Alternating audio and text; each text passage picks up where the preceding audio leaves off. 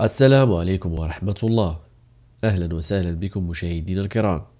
موعد وتوقيت مباراة فريق الرجاء الرياضي وفريق الفتح الرياضي في الجولة الثالثة والعشرون من البطولة المغربية الاحترافية إنوي القسم الأول، والقنوات الناقلة لهذه المباراة.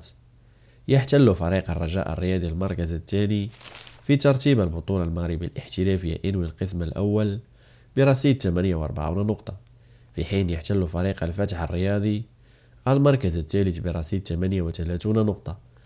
وسيواجه الرجاء الرياضي فريق الفتح الرياضي في الجولة الثالثة والعشرون من البطولة المغربية الاحترافية إنوي القسم الأول يوم الأحد 10 من مارس 2024 على ملعب مولاي الحسن، بحدود الساعة 6 مساء بتوقيت المغرب، وعلى الساعة 7 مساء بتوقيت مصر، وفي تمام الساعة 8 مساء بتوقيت السعودية إن شاء الله.